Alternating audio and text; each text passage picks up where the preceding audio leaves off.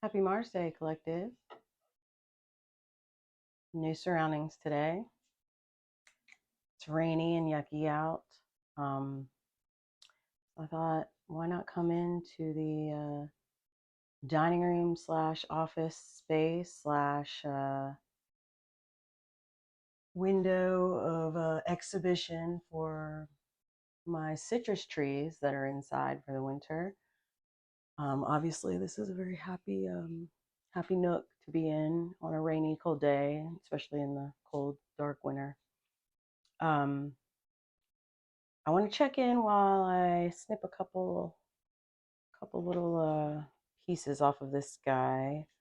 It's like a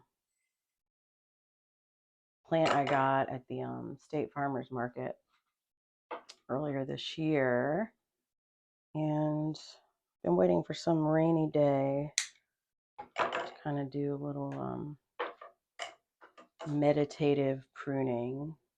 And while I do this, I'm going to just do a quick little lesson here. So today's the 21st. That is a 3-day. 2 plus 1 is 3. And I want to really bring to the forefront one of my, I want to say favorite, I think a really good example of the power of the archetypal images and the symbolism, the universal symbolism that is on this card specifically, to where anybody, regardless of language or life experience or what have you, could look at the image on this card and tell you what this card represents. This is the Three of Swords card that you see in the foreground. And what I think is just a really interesting thing about this card is that, so if you haven't seen the other videos where I've kind of given the basics of what the suits in the minor arcana represent, there's the major arcana, which are all sort of like the major lessons of, the fool's journey, the call to adventure, and the great kind of epic tale that you can find in like lots of other famous allegories and religious texts.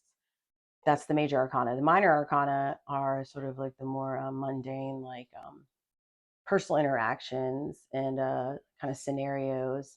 And there are 4 suits, each corresponding to an element. So we've got pentacles for earth energy. We've got cups for water energy.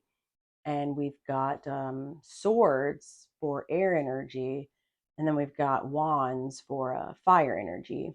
Now, the swords cards corresponding to air, those are going to be, of course, associated with the signs of Libra, Gemini, Aquarius. But whenever you see swords, because we have all the archetypes and all the signs actually as part of our makeup, it just really kind of depends on the areas of life where kind of the concentrated action is, depending on your chart. But the swords are essentially thoughts.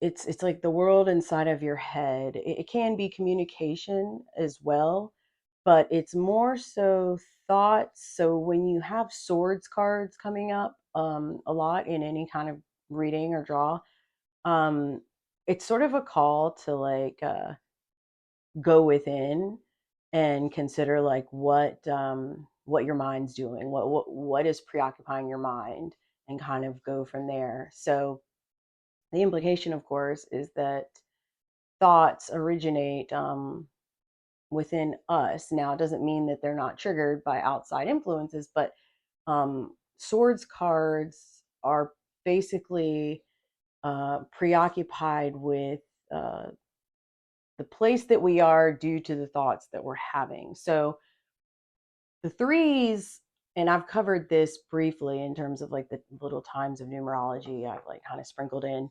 But the only other card that I've talked about that is associated with 3 is a major arcana card, and that is the Empress. So that the Empress milestones and the energy of receiving video, the Empress is the number 3 in the major arcana, and because the Empress is like represents like the mother she creates, she's creative. And I talk about in that video how, creativity, both in the tarot and as well as in astrology, like the houses, when you talk about creativity, you talk about like, creating anything, whether it's literally like new life, so children, or creating art, like creating a whole little world. Anyone that starts a YouTube channel, that's 3 energy. You're literally creating like a little digital space, little digital world.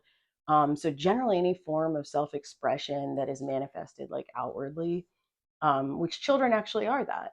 It's in the perfect circumstance, it is this sort of outward manifestation of the love of two people outwardly expressed, right? And what else is a piece of art or any other essentially unique piece of creation than that, except you only need like one energy in the case of like a person producing art. So whenever you see three is associated with creating and collaborating.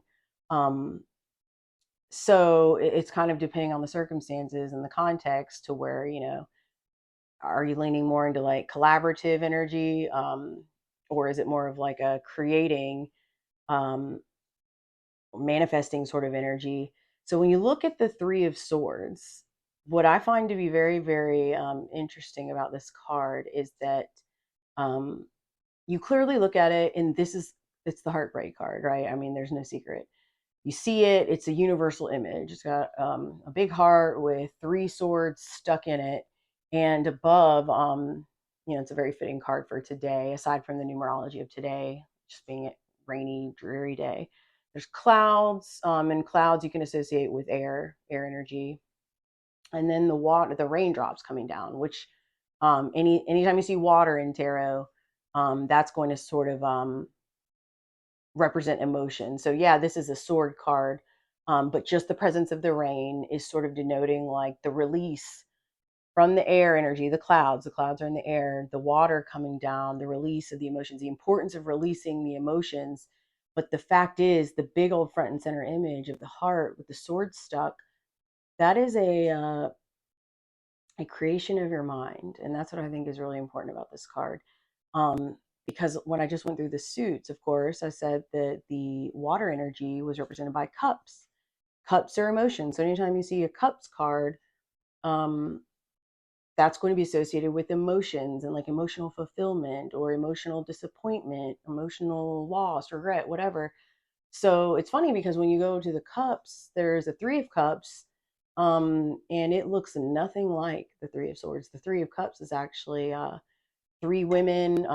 There are different depictions, but in the traditional Rider Waite, it's 3 women like kind of toasting, holding cups in the air, toasting, and it's like a celebratory energy. It's like a people getting together and collaborating. It could be like we all get together and like share emotions, or like a kind of a reunion of long lost, like you get 3 girlfriends and like, toast, cup in the air. And so it's funny because when you think of heartbreak, do you not think of emotions?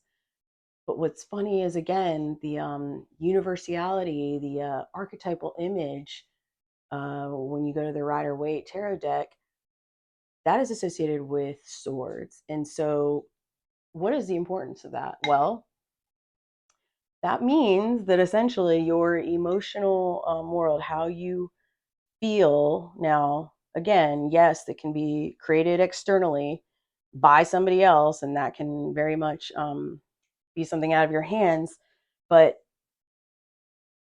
it's sort of reminding you, just by virtue of the image, that before any emotion is expressed, before the feels come out, before tears come, first there is like the processing of it in your brain. So what's interesting is that often when we experience a betrayal or a heartbreak, we are having these emotions that precede knowing everything that's going on, right? You have emotions, and you can, I don't know, kind of, when we bring in the intuition element, you may or may not be kind of squashing those emotions down, acknowledging them whatsoever. but your mind, your left brain, you're arguably actively kind of suppressing because you don't have any like quantifiable things. You just have those feelings, and like, you know, sometimes it's easier to just sort of like get your left brain in there and go, no, squash that down. You know, my left brain says I don't see anything. I have no reason to like know why I'm feeling this way. So let me just stay in my sort of ignorance is bliss, right? So then what happens when you find when you get your quantifiable proof, your sort of concrete evidence, like in the 3D world, you see finally right in front of you something that makes everything that you've been feeling and squashing down makes sense. And then comes your brain, right? Then comes the aftermath of that. Then come the thoughts. And that's where the heartbreak really comes in, does it not? I can speak from personal experience that the real battle was in the aftermath of being betrayed and like knowing what was happening and then finding out more after he had already left this house for good, finding out more and more that made everything else um, make more sense. So, you know, again, the double-edged sword, no pun intended, it was like, okay, finally that makes sense. It was sort of like validating the intuition, but also it was like the sword that cut. It was like, wow, each new thing, despite it like kind of validating feelings of intuition and stuff, it was like a new truth, and then another new truth, and then another new one. And it's like and the thoughts pop in, and then like, you know, you'll be minding your business, and then all of a sudden something will make sense about some event looking way back, and you'll go, oh my gosh, that's why he was acting like that. And then you get angry. It's your brain processing what happened. And that is what actually personally my experience with the Three of Swords really was my Three of Swords wasn't all of 2022 when the actual betrayal was happening, right? The Three of Swords was this year after it all was out in the open, and even more so after he had left, and more new, just more truths came out. And so what is the importance of this? Well, the good news about the Three of Swords is, or the bad news about it is also the good news. So, you know, if it's your brain that is actually creating the Three of Swords, and to be clear, you do need to have your Three of Swords moment in order to advance to the next. Like, you need to progress, because, you know, if you ever look up the Four Swords, that is like a resting card. It's like a fours represent stability. Um, it's just think about the four corners of a square. It's stable. Foundation of a house, square, it's stable. It's a place of stability. So in order to get to your Four of Swords, which shows a figure like at rest, kind of in recovery from the Three of Swords, you first have to have the Three of Swords, to be clear. So if you are in your Three of Swords, it's because your brain is doing what your brain does. But the good news is the same brain that gets you to the Three of Swords is the same brain that's going to get you to the Four of Swords.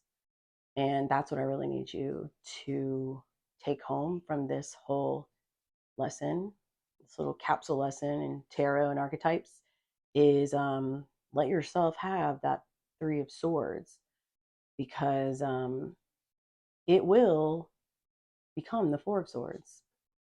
And you know, one thing I felt compelled, I wasn't going to do a video. I did a video yesterday, and I had left off with anyone that has seen the one that I did yesterday.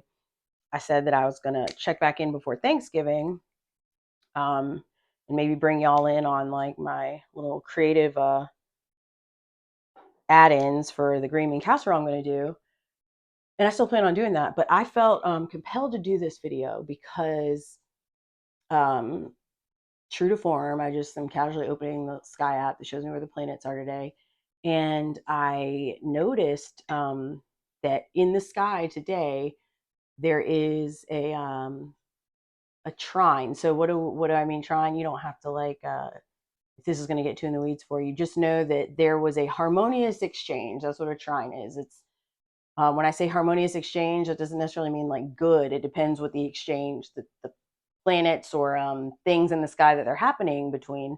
But there was a harmonious exchange, so therefore free flowing and easy exchange between two particular placements that I thought fit very, very that were very fitting for the Three of Swords, and that is the placement of Mercury and Sagittarius right now. So Mercury, fast, pretty quick moving planet of thinking, rationality, analysis. So brain planet. Think of like data analysis. I've told you in other videos it's associated with Wednesday being Mercury day, so tomorrow. Mercury is in Sagittarius, the archetype of like broad-mindedness and higher level thinking, higher level education, morals, ethics. So Mercury in Sagittarius, if there was ever a time to broaden your horizons and be listening to somebody talk about plants and tarot and like self-care and healing on YouTube, this is the placement. Um, so Mercury in Sagittarius is just a great time for like exploring esoteric things. Things that you might learn in some, elective class in college that you would have chosen to take if you had the opportunity or had the time or interest, whenever.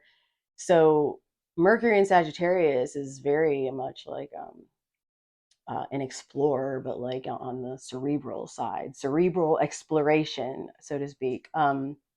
So Mercury being in Sagittarius is forming a trine to Chiron in Aries, another fire sign. So in these two fire signs right now in the sky, there is a harmonious flow between the placement of Mercury, the brainy thinking, rational analysis, communicative planet, and Chiron.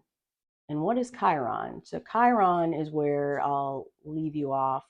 Chiron is an asteroid. Okay, so it's not important that you remember too much, but just know that Chiron is essentially everyone's got a natal placement of Chiron in their chart, which, in my personal opinion, every chart that I've ever read, Chiron never misses. You, wherever your Chiron is in your birth chart, will make you feel like nothing will validate astrology to anybody more than me looking at their chart and telling them their Chiron placement and what Chiron means. And anytime it's almost just them like feeling totally exposed, like, oh my gosh, that is spot on. Chiron is the wounded healer, and by that I mean Chiron is the wound that you are born with that you arguably can never fully heal, but it makes you a master in sensing that same pain um, in somebody else. Like, in other words, the wound, your core wound that you're born with that you can't heal, is also your inner goal, your superpower, to be able to heal in other people. And of course, in order to first do that, it requires like identifying it within yourself, right? And what's funny, I think the reason it hits home right away with people is because the minute I say it, they know it.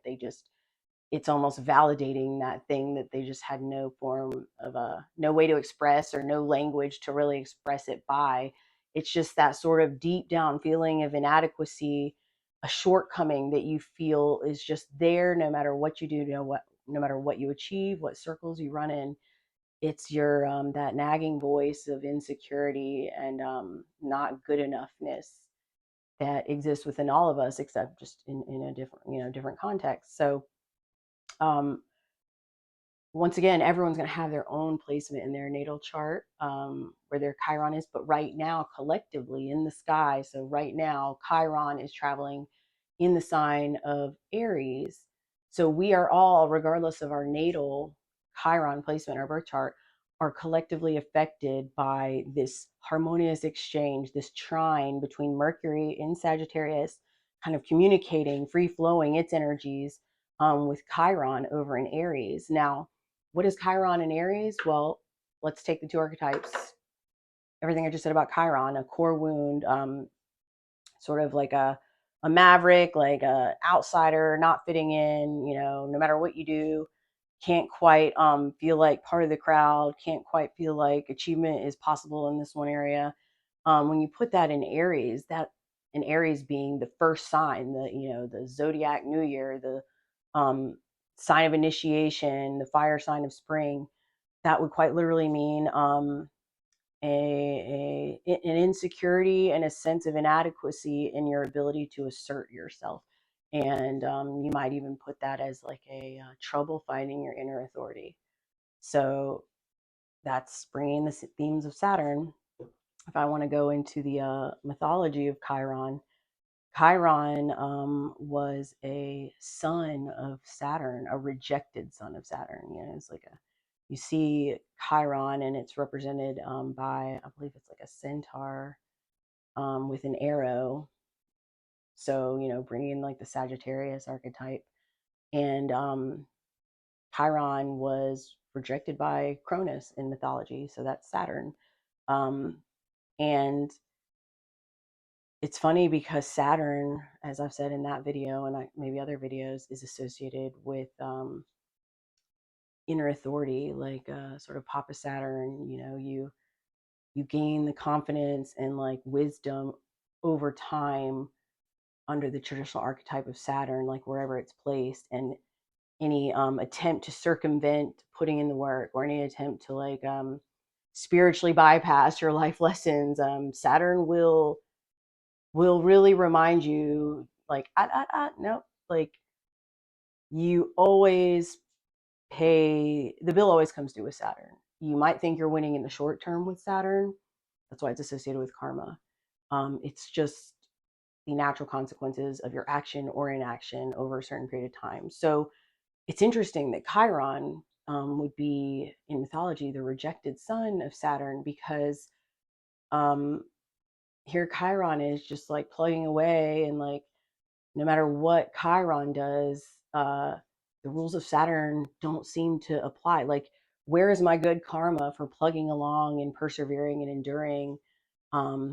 That's what your Chiron would say. And that's what I mean about it's that one area that we all have to where you are always going to feel inadequate. From the outside looking in, you might look like a higher than average performer. You might it in other words, it's a thing that only you feel, and that quite literally because of that, you can't ever quite seem to master in the way that you would like to.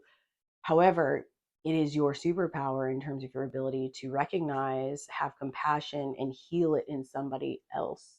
And that is what I think is very, very significant about Chiron. So right now, me being part of the collective, just like you, I am almost this whole exercise and like kind of getting on the YouTube channel and just unapologetically expressing myself, my three energy, creating this little world of like the things that live in my head, and truly a culmination and application and expression of all of my life skills, in the formal institutional learning sense and otherwise, me kind of putting them all together and creating something authentic to me on this channel, and not worrying about who will it land with and when, and because that's not the purpose. It's like the standing in my own authenticity in this way is the value of the endeavor. And that I can't help but think happening during this Chiron and Aries transit, which, it's a pretty long one. It's been in Aries for a while. I can't remember exactly how long Chiron stays in a sign, but it's like a really long time.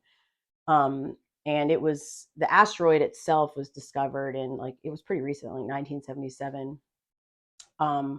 So of course its application in astrology is like a more recent thing, but I say it never misses. It is one of my favorite placements to look at in someone's chart, because I feel, well, from a practical standpoint, why is it that a lot of people end up finding themselves exploring astrology? It's generally because they are trying to, whether they are consciously aware of it or not, there's some unhealed thing in them that they feel that the existing um, institutions or whatever is kind of leaving them wanting. So that is why I really like looking at Chiron first, because I know that if somebody was feeling satisfied and like, you know, self-accepting and healed, then they're probably not going to be like really pulling the threads of astrology. And that's fine. That's great. That's excellent. That's ideal. But astrology, I find, very much attracts people that know they have committed a better part of their lives to like really unpacking their like their trauma, and like seem to have this above average commitment, at least, to understanding themselves, because they desperately want to get to the place of self-acceptance, because it's hard to accept other people and like love other people and show up for other people if you can't do that for yourself. And that's really where the Chiron and Aries transit right now, affecting all of us, coupled with whatever our particular Chiron placement and wound and traumas are.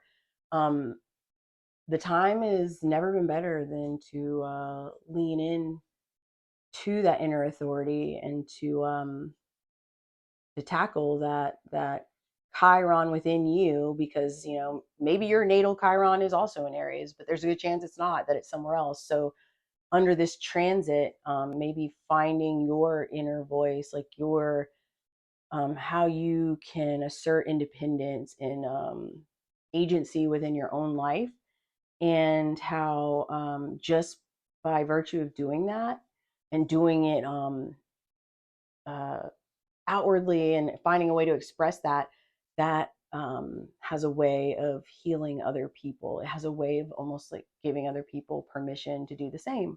So on that note, I would encourage you, if you're interested in Chiron, just Google Chiron astrology, and you spell it Chiron. And if you just Google Chiron astrology, you'll get all kinds of hits on, you know, I'm sure the mythology and just other astrologers' interpretations of how it comes up in a chart. And if you really want to learn more about the, say you don't have a birth chart done and you just aren't interested in having that done, that's fine. But you're interested in like maybe the influence that it might be having currently on the collective right now, Google Chiron transit Aries, and you can get sort of the rundown from, I'm sure, several astrologers of how that different ways that might be manifesting, and that you might notice in the context of your own life. What I think is also interesting, though, about Chiron being in Aries right now, and I've touched on the nodes briefly in was it the last video? Either the last video or the video before that. On the nodes, I talked about like the north node and the south node, and how the transit of the north node, their moon, they're like points of the moon and the sun crossing like their paths in the sky. But there's you have your own placements in your chart, again, just like everything else. But then collectively, like in the sky right now, the north node just this year actually entered Aries. So north node is generally associated with your soul's ascension. It's like sort of in Vedic astrology, it's called Rahu. They're known as like the dragon's head and the dragon's tail. Ketu, the south node, is like the dragon's tail. North node, soul's ascension. Rahu, that's dragon's head. Essentially, in your chart, wherever it is, it's going to be the place to where, as you, it's not for everybody. Some people might have like a stronger grasp and like movement towards this earlier in life, but by and large, you're going to find yourself as you get older, um, finding yourself leaning in the direction in terms of expression and your sort of life priorities towards your north node. That's going to become more apparent the older you get. And so the North Node, of course, in your chart is going to be specific to you, and that will depend on who you are and what your chart looks like. But right now, again, collectively in the sky, North Node is in Aries. So if you think about how unique it is of kind of a seemingly conflicting energy, right? To have collectively right now, all of us experiencing the archetype of Chiron, the wounded healer, the rejected by his father, um, centaur in the sky in Aries. And we also have the North Node, like the soul's ascension, like sort of the place we're supposed to grow and lean into and like master. That also being in Aries, that seems um, like a unique challenge. And a lot of people I find in their charts, one thing that always stands out to me right away is when I see those placements, generally in different sign, different house, whatever. Anytime I see someone's Chiron and North Node right next to each other, and in some cases exactly conjunct, I know that that person fights a battle. That person has a battle to where it must feel like taking, I don't even want to say one step forward and 10 steps back. It almost probably feels like no matter what you do, you can't even take a step forward. There's like this ceiling that you almost can feel pressing down on your head all of the time in that life area. And I think by identifying these things in people, it has, again, once you get your brain involved, it has a way of freeing up that sense of being inhibited, and just seeing it and identifying it creates this new pathway in your brain, and like the ceiling tends to crumble more and more when you realize like, oh, the reason I feel like this is unique to me.